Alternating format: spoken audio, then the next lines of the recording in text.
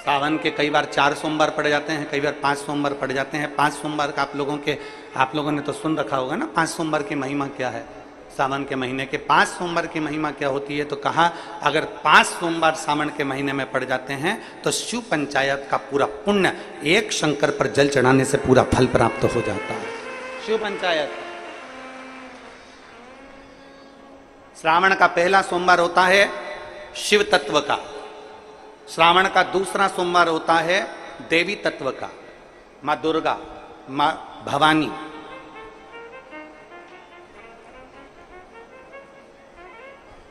आप लोगों ने शिव पंचायत शिव महापुराण की कथा पहले बाची, आप लोगों ने सुनी होगी। उसमें शिव पंचायत का वर्णन करा था। 5 देव,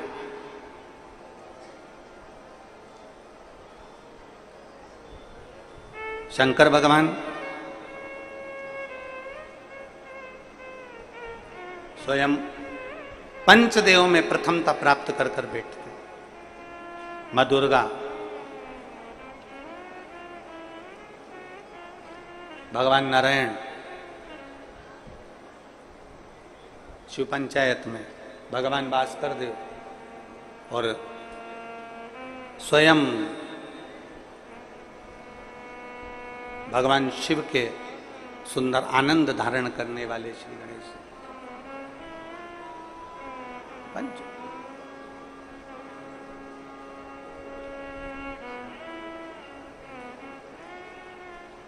अब प्रथम में शिव, दुर्गा, नारायण, भास्कर देव, गणेश जी, ये सब भगवान शिव की पंचायत के अंतर्गत विराजमान होते हैं और ये 5 सोमवार का फल हमें प्रदान करते हैं।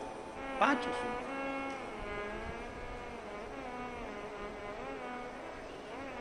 एक सोमवार की महत्वता है, एक सोमवार का क्रम है।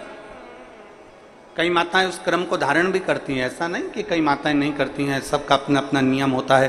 कोई शिव मंदिर में जाता है तो एक अक्षत, एक चावल का दाना शिव जी को समर्पित करता है, कोई मंदिर जाता है तो एक पुष्प शिव जी को समर्पित करता है, कोई मंदिर जाता है तो एक बेलपत्र शिव जी को समर्पित करता है, कोई मंदिर जाता है तो जल समर्पित करता है। सबका अपना अपना भाव है, जैसे तुम शिव को मना सकते हो।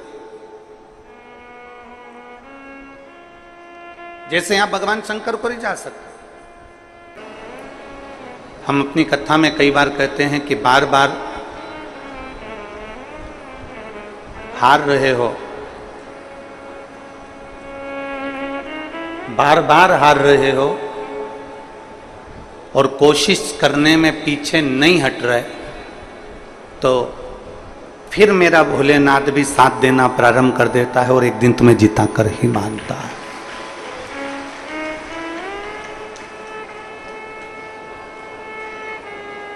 हारने के बाद यदि व्यक्ति टूट जाए, यदि बार बार मेहनत कर रहा है, बार बार संघर्ष कर रहा है, बार बार परिश्रम कर रहा है, कंपटीशन एग्जाम में बैठ रहा है, सीए की तैयारी कर रहा है, आईएएस ऑफिसर बनने की तैयारी कर रहा है, कोई एग्जाम दे रहा है और हार गया। अब वो विचार करा कि अब मैं नहीं बन सकता, अब मेरे बस का नहीं।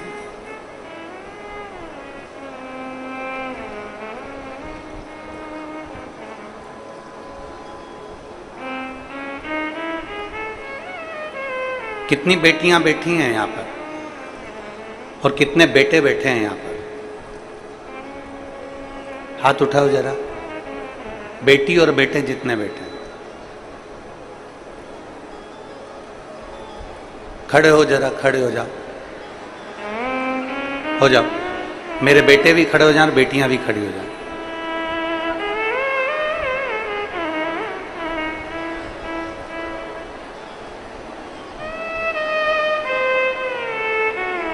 आज मैं सावन के सोमवार के दिन आपसे केवल इतनी प्रतिज्ञा करवाना चाहता हूं कि अपनी मेहनत में कमी मत आने देना और एक दिन तुम्हें बड़े औहदे पर और ऑफिसर बनकर देखना हम भी चाहते हैं।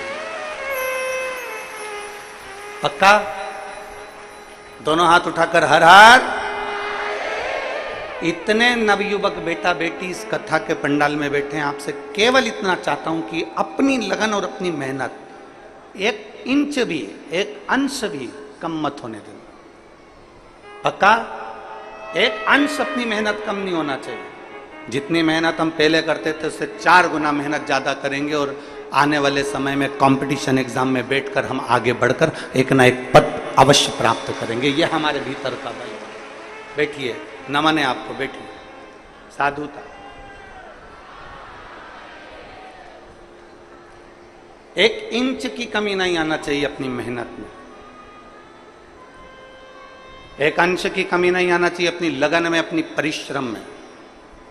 कोई तुमसे कह दे कि तुम सीए नहीं बन सकते, कोई तुमसे कह दे कि तुम शिक्षक नहीं बन सकते, कोई तुमसे कह दे कि तुम जज नहीं बन सकते, कोई तुमसे कह दे कि तुम आईएएस ऑफिसर नहीं बन सकते, तो वो तुम्हारे लिए चैलेंज है। फिर इतनी मेहनत करना, इतने कंपटीशन एग्जाम देना, एक बार हार जाओ, 2 बार हार जाओ, 3 बार हार जाओ, पर समझ लेना अगर बार बार हार रहे हो मतलब चढ़ने का प्रयास कर रहे हो, तुम्हारी मेहनत कम नहीं हो रही, मतलब तुम जीत कर बताओगे, ये निश्चितता तुम्हारे लिए।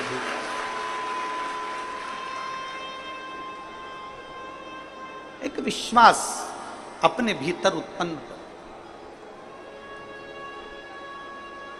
आज हमें बड़ी खुशी हो रही है कि इतने सारे नवयुवक बेटा बेटी इस कथा में बैठे हुए।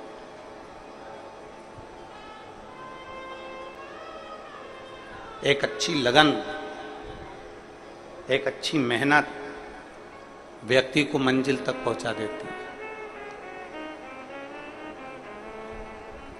कल एक व्यक्ति कह रहा था, गुरुजी जब कोई मरता है ना तो अर्थी लेकर जाते हैं, मतलब हम मुर्दे को उसकी मंजिल तक पहुंचाते हैं।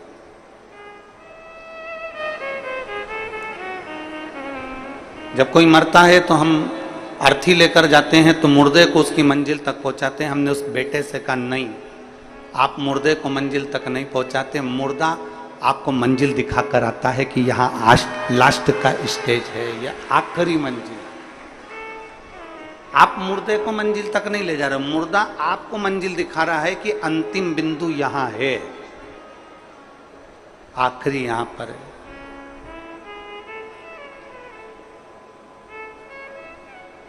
बार बार व्यक्ति हार रहा है, बार बार हार रहा है और कोशिश कर रहा है, बार बार कोशिश भी कर रहा है, तो ये पक्का है कि वो जीतेगा, वो विजय प्राप्त होगा। बस मंजिल पे चलते चलते चलते चलते कहीं तुम्हारा मार्ग ना भटक जाए, उसका ध्यान तुम्हें रखना। एक घोड़ा होता है ना, तो घोड़े को 2 ऐसे चोकर चोकर उसकी आंख के पास में ऐसे लगा देते हैं। बोलो देखा तुम लोगों ने, किन देखा? घोड़े को उसकी आंख के पास में ऐसे चोकर चोकर 2 पट्टे उसकी आंख के पास में ऐसा लगा देते। कारण क्या होता है कि वो घोड़ा यहां वहां ना देखे, सीधे देखे, अपनी मंजिल की ओर सीधा चले।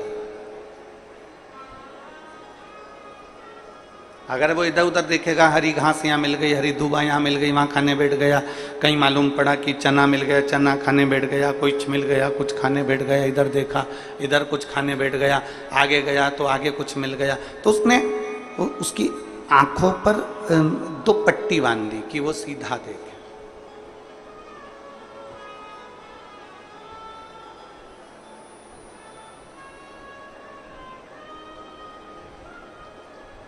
ये शिव महापुराण की कथा जो है ना, ये भी पट्टी का काम करती है। ये शिव महापुराण की कथा भी पट्टी का काम करती है। और शिव महापुराण की कथा कहती है कि ना तुम्हें इधर देखना है ना तुम्हें उधर देखना है, अपने लक्ष्य पर और अपनी मंजिल पर देखना है, और जहां तुम्हें जाना है वहां तक तुम्हें देखना है। शिव पाने की ललकता है, भगवान शंकर को अपना बनाने की ललकता है, तो वो तुम्हारे अपने बनेंगे।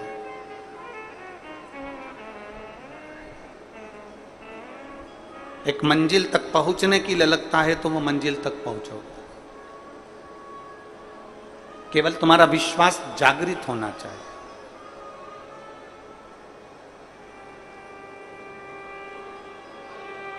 और जिस दिन तुम्हारा विश्वास केंद्रित हो गया, जागृत हो गया, तो फिर ये पक्का है कि तुम्हें कोई नहीं रोक सकता तुम्हारी मंजिल तक जाने से, तुम्हें कोई नहीं रोकेगा।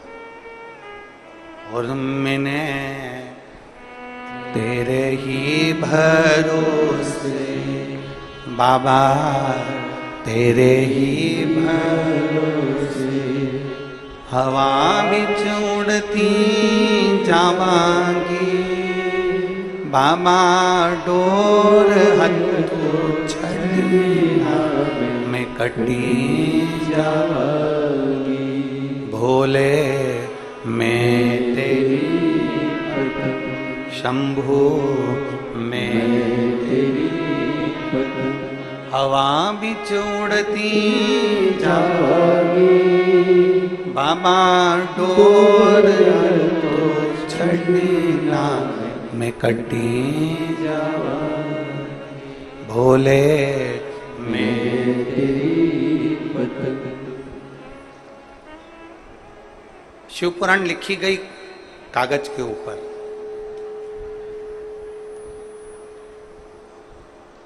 गीता लिखी गई कागज के ऊपर, रामचरितमानस लिखी गई कागज के ऊपर, श्रीमद् भागवत लिखी गई कागज के ऊपर। क्यों लिखी गई? लिखने के लिए वस्त्र भी मिल जाते, लिखने के लिए और भी सामग्री मिल जाती, पर लिखा कागज पर गई है।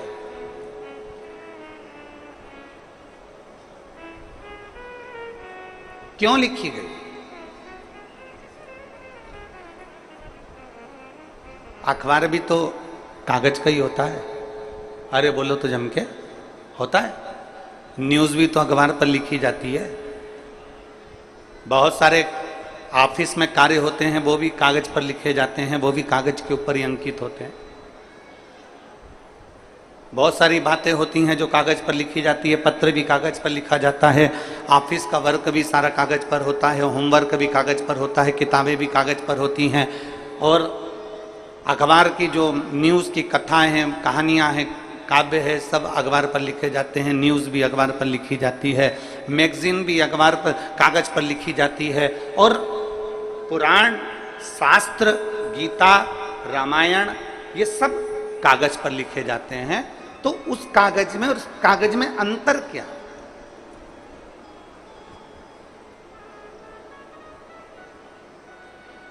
उस कागज में और इस कागज में अंतर क्या? सबसे बड़ा अंतर है कागज का, कागज एक ही है। अखबार छपने वाला कागज भी एक है, मैगजीन लिखने वाला कागज भी एक है, और किताबें बनने वाला कागज भी एक है, ऑफिस में काम होने वाला कागज भी एक है, और पत्र लिखने वाला कागज भी एक है, और पुराण लिखने वाला कागज भी एक है। केवल अंतर इतना है कि बाकी के जिन चीज़ों पर लिखा गया वो संसार की चीज़ें लिखी गई, और पुराण में जो लिखा गया वो परमात्मा की चीजें लिखी गई। और जो परमात्मा की एक बार बात लिखा जाती है वो फिर कहीं फेंकी नहीं जाती, उसको संजोकर पूजन के लिए, आराधना के लिए, साधना के लिए रखा जाता है। शिव महापुराण की कथा कहती है जैसे कागज एक है, बस अंकित क्या हो रहा है वो देखा जाता है, उसी तरह संसार में सब एक जैसे पैदा हुए हो। संसार में माता के गर्भ से जब जन्मे थे तुम्हें नहीं मालूम था कि तुम ब्राह्मण हो कि क्षत्रिय हो कि वैश्य हो कि शूद्र हो। माता के गर्भ से जब जन्मे थे तो तुम्हें नहीं मालूम था कि तुम्हारा शरीर पूरा है कि आधा है। माता के गर्भ से जब जन्मे थे तुम्हें नहीं मालूम था कि तुम गरीब हो कि अमीर हो। माता के गर्भ से जब जन्मे थे तुम्हें नहीं मालूम था कि तुम देख पाओगे कि नहीं पाओगे, सुन पाओगे कि नहीं पाओगे, चल पाओगे कि नहीं चल पाओगे, तुम्हें कुछ नहीं मालूम था।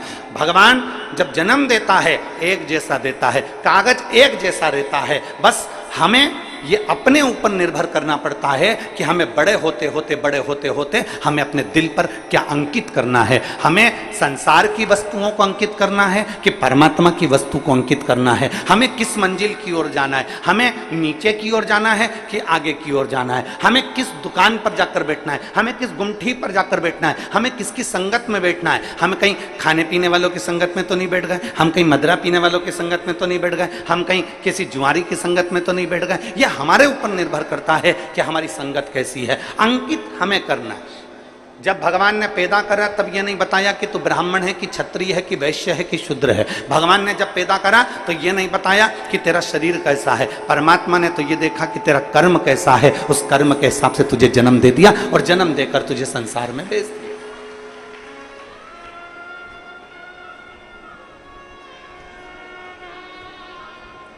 अब हमारे ऊपर निर्भर करता है कि हमें कैसे बनना।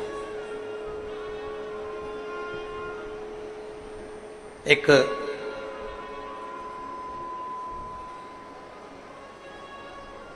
पृथ्वी के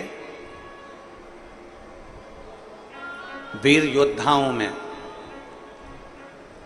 श्रेष्ठ राजाओं में एक राजा हुए उत्तर भारत के, हर्षवर्धन।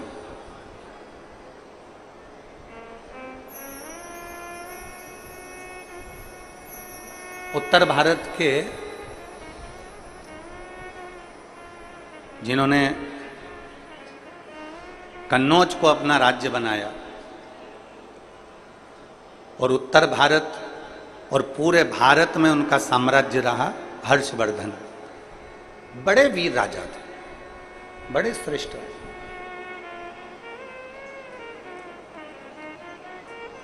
केवल एक पंजाब में उनका राज्य नहीं था, बाकी के सब जगह पर उनका राज्य था, सब।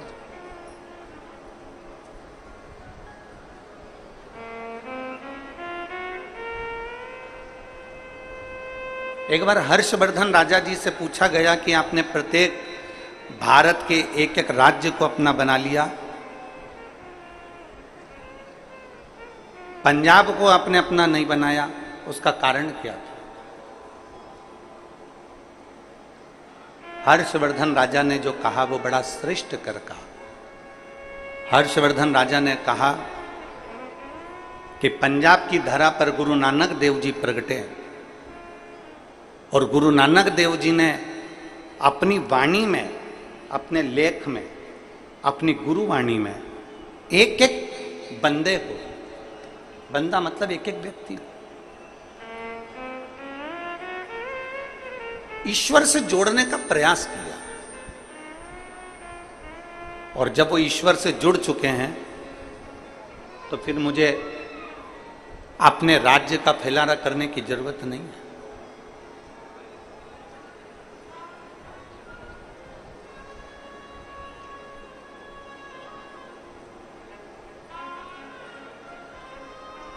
भारत की भूमि के ऐसे संत गुरु नानक देव जी,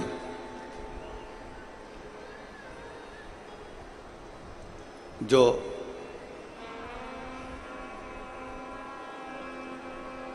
महाराष्ट्र की पवित्र भूमि पर जाते हैं, नागेश्वर में पहुंचते हैं और औंडा नागनाथ के मंदिर के बाहर बैठ जाते हैं और अपने साथ में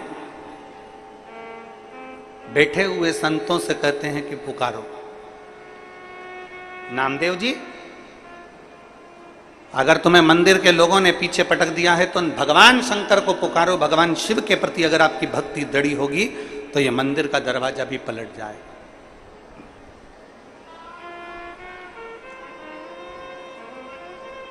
गुरु नानक देव जी के कहने पर संत नामदेव जी ने भगवान को पुकारा और भगवान देवादिदेव महादेव ने ऐसी कृपा कर दी थी कि वो नागेश्वर का मंदिर पलट दिया था।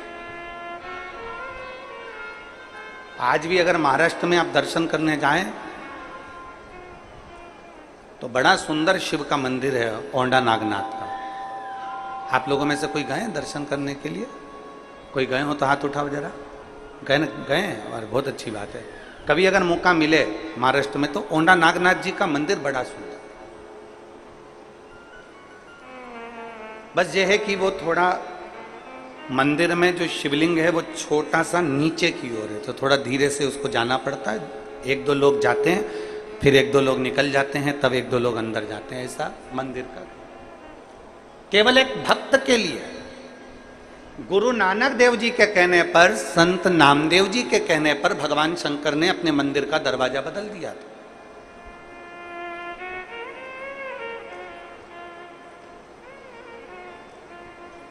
मंदिर का द्वार चेंज कर दिया। तो राजा हर्षवर्धन जी से कहा गया कि आप राज्य करते हो, आप निवास करते हो। राजा हर्षवर्धन केवल अगर भजता था तो शिव को भजता था, उसके सिवा भजता ही नहीं। उसकी चित्तवृत्ति में शंकर के सिवा कोई आता ही नहीं। वो कहते हैं ना, तेरे सिवा कोई और मुझे भाता नहीं है। शिव के सिवा उसको कोई भाता ही नहीं है। राजा हर्षवर्धन शंकर की भक्ति में ऐसे रम गए, ऐसे रम गए, ऐसे रम गए, ऐसे रम गए कि सुबह से शाम तक अपना राज्य संभालना और शंकर की भक्ति धारण करना। ओम नमः शिवाय, नमः शिवाय, श्री शिवाय नमस्तुभ्यम, स्मरण करते रहना, स्मरण करते।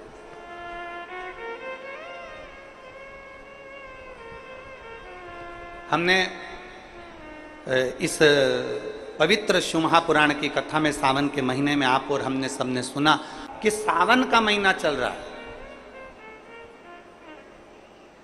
अपने घर में अगर कोई भी आए या आप किसी से मिलें तो हमने दूसरे दिन की कथा में आप और हमने सुना था कि प्रयास करो, सावन के महीना चल रहा है, सावन का पवित्र महीना चल रहा है, श्रावण का पवित्र महीना हमारे बीच में है। ऐसे सावन के महीने में या तो तुम्हारे घर में जो आए तो उससे शिव की बात करो, शंकर की बात करो, शिव महापुराण की बात करो, शंकर की कथा की बात करो, शिव तत्व की बात करो, पशुपति व्रत की बात करो, शंकर की लीला की बात करो। और अगर शिव की बात नहीं कर सकते तो इस सावन के महीने में शिव से बात करो, बस इतना अपने अंदर धारण करो। या तो शिव की बात करो या जम के बोलो जरा, शिव से बात। दो ऑप्शन हैं, बस इसमें से एक पकड़ लो। या तो हमें शिव की बात करना है और हम शिव की बात नहीं कर सकते तो शिव से बात करो।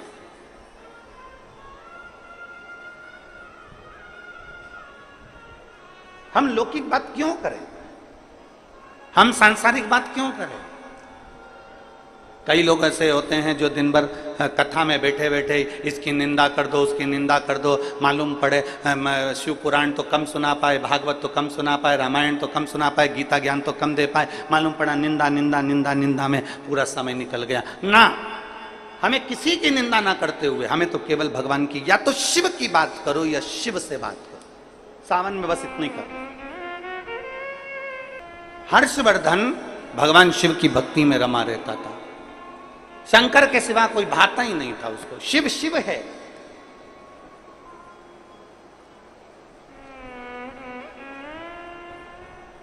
एक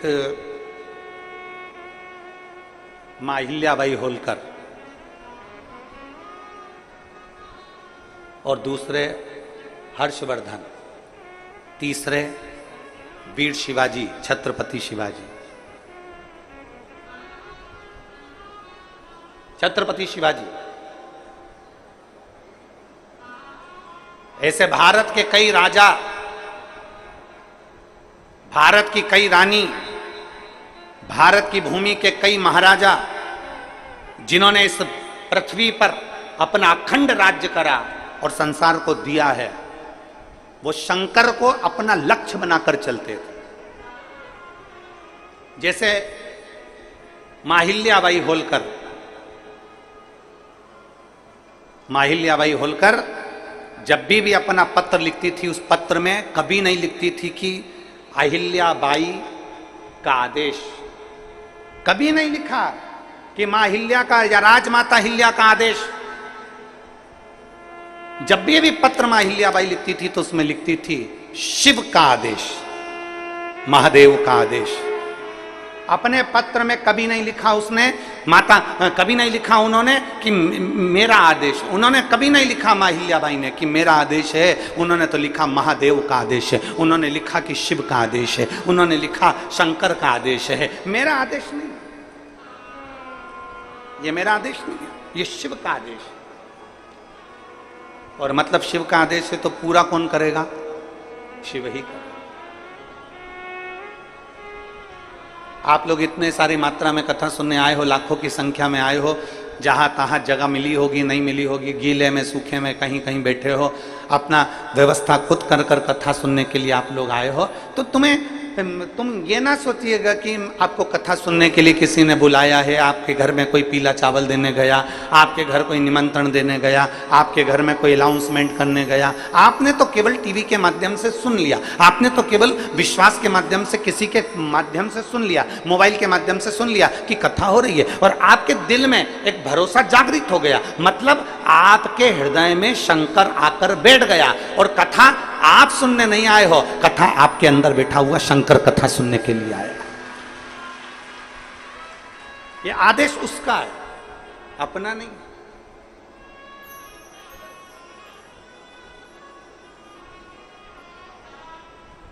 और शंभु शरणे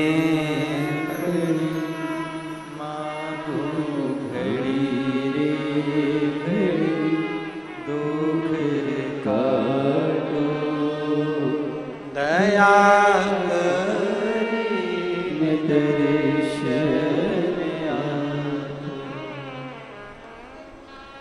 भोले नाथ सुनो मेरी अर्जी सुनो त्रिपुरारी, आया आया मैं शरण तिहारी। भोले नाथ सुनो मेरी अर्जी सुनो त्रिपुरारी, आया आया मैं शरण तिहारी, आया आया मैं शरण तिहारी। रोग कष्टों ने मुझको है घेरा, हे सहारा भोलेनाथ है तेरा। रोग कष्टों ने मुझको है घेरा, हे सहारा भोलेनाथ तेरा। मैं पुकारूं तुझे तू बचा ले मुझे त्रिपुरारी, आया आया शरण हूँ तिहारी। भोलेनाथ सुनो मेरी अर्जी सुनो त्रिपुरारी, आया आया शरण हूँ तिहारी, आया आया शरण हूँ तिहारी। हर्षवर्धन लगा शिव की भक्ति। मानव शरीर पर क्या भरोसा करो, मनुष्य शरीर पर क्या भरोसा करना। किसी इंसान पर भरोसा मत करो। फिर निवेदन है कि इंसान पर भरोसा करोगे तो टूट जाएगा, ईश्वर पर भरोसा करोगे तो कभी जिंदगी में नहीं टूटेगा। उस ईश्वर पर भरोसा, उस भगवान पर भरोसा करो। हम इंसान पर क्यों भरोसा करते हैं, क्यों, किस लिए? देवादिदेव महादेव का चरित्र कहता है कि अहिल्याबाई होलकर जब युद्ध लड़ने के लिए चारों तरफ से सेनाएं तैयार होकर घेर लेती थीं, तब अहिल्याबाई होलकर अपने हाथ में, आपने अहिल्याबाई माता का फोटो देखा होगा, मूर्ति देखी, उनके हाथ में शिवलिंग रखा रहता था। वो युद्ध के मैदान में भी अपना शिवलिंग लेकर जाती थी।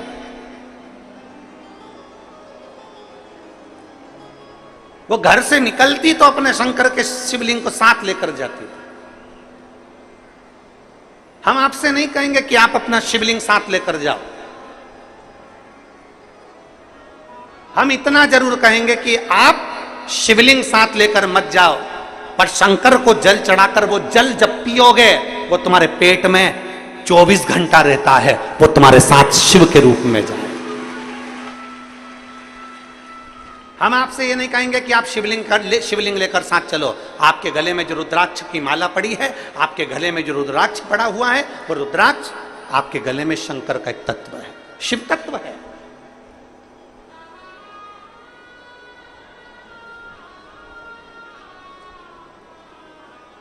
आप शिवलिंग साथ लेकर मत जाओ, पर शंकर के चढ़े हुए जल को यदि अपने ऊपर छींट भी लेते हो तो उसका भी फल है हमारे, उसका भी।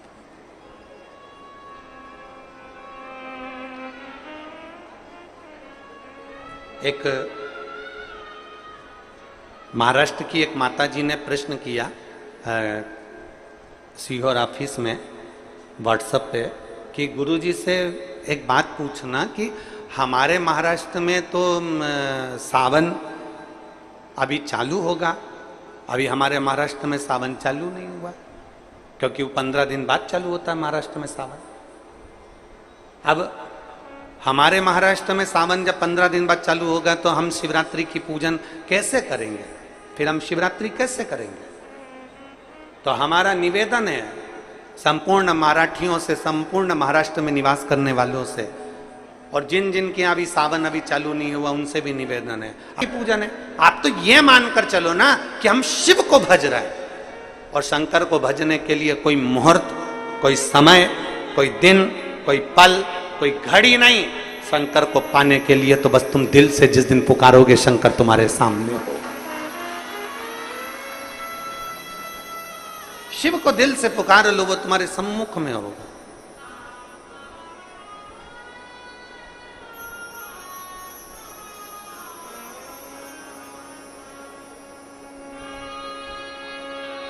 कई लोग कहते हैं गुरुजी सावन के महीने में हमारे वो परदादा जी चले गए तो सावन तो हमारे यहाँ खोट हो गई, तो हम भगवान का भजन करेंगे कि नहीं करेंगे, पूजन करेंगे कि नहीं करेंगे, शिव स्तुति करेंगे कि नहीं करेंगे, शंकर का नाम लेंगे कि नहीं लेंगे। हमारा निवेदन है सावन में गए तो सावन में तुम खाते हो कि नहीं खाते हो? सावन में गए तो तुम कपड़े पहनते हो कि नहीं पहनते हो? सावन में गए तो तुम सावन के महीने में कहीं होटल में या कहीं कहीं जाते हो कि नहीं जाते हो? सावन के महीने में तुम घूमने जाते हो कि नहीं जाते? सावन के महीने में तुम मेहमानों के यहाँ घर पर जाते हो कि नहीं जाते हो? सावन के महीने में तुम सारी दुनिया का काम करते हो, बस केवल भगवान से तुम्हारा बेर हो जाता कि वो चले गए तो हमें भगवान शंकर के पूजन करूं कि नहीं करूं, मंदिर जाऊं कि नहीं, भगवान भजन करूं। और कितने साल हो गए कि हमारे दादाजी को गए हुए 12 साल हो गए, 15 साल हो गए, 20 साल हो गए, पर हमने भगवान का मंदिर छोड़ दिया। हमने खाना नहीं छोड़ा, हमने पीना नहीं छोड़ा, हमने घूमना नहीं छोड़ा, हमने कपड़े पहनना नहीं छोड़ा, बस मंदिर छोड़ा। ए भाई, दुनिया के कई लोग कहते हैं धर्म करते कर्म फूटे। कई लोग कहते हैं, हंसी मजाक में कह देते हैं, यज्ञ कर रहे थे हाथ जल गया, मंदिर गए थे ठोकर खा के नीचे गिर गए, मंदिर की सीढ़ी पे पांव फिसल गया नीचे गिर गए। तो दुनिया के लोग क्या कहते थे? धर्म करते कर्म फूटे। केदारनाथ जी दर्शन करने गए थे, कहीं कुछ हो गया, मालूम पड़े कहीं गए थे कुछ हो गया, तो क्या लोग लिखते हैं? धर्म करते कर्म फूटे। अरे भाई, धर्म करते कर्म नहीं फूटता कभी भी। याद रखना, जब एक व्यक्ति मटका लेने के लिए जाता है, मटके को जब लेने के लिए जाता है तो उस मटके को बजा बजा कर देखता है, बजा बजा कर देखता है। क्यों देखता है? क्योंकि अगर ये मटका फूटा होगा तो अभी की अभी फूट जाएगा, इसलिए इसको बजा कर देखा जाता है, और अच्छा होगा तो मैं इसको लेकर चले जाऊंगा। जब धर्म करते हो, पुण्य करते हो, सत्कर्म करते हो, भजन करते हो, शिव मंदिर जाते हो, अनुष्ठान करते हो, भगवान का नाम लेते हो, और तुम्हारे ऊपर अगर थोड़ा बहुत दुख आ जाता है तो समझ लेना मेरा बाबा तुम्हें बजा कर देख रहा है, कहीं ये फूटा तो नहीं है। धर्म करते कर्म नहीं फूटता कभी भी। भगवान तुम्हारे पूर्व के बेकार कर्म को फोड़ता है धर्म करते। थोड़ी समस्या आ गई, थोड़ी प्रॉब्लम आ गई, थोड़ी परेशानी आ गई, थोड़ा कष्ट आ गया, किसी ने कुछ कह दिया, किसी ने कुछ बोल दिया, समझ लेना कि धर्म करते कर्म नहीं फूट रहा है। धर्म करते हैं तो हमारे पूर्व का कर्म जो हमारे ऊपर हावी रहता है, भगवान उसको तोड़ता है, उसको काटता है, इसलिए थोड़ा कष्ट आ जाता है।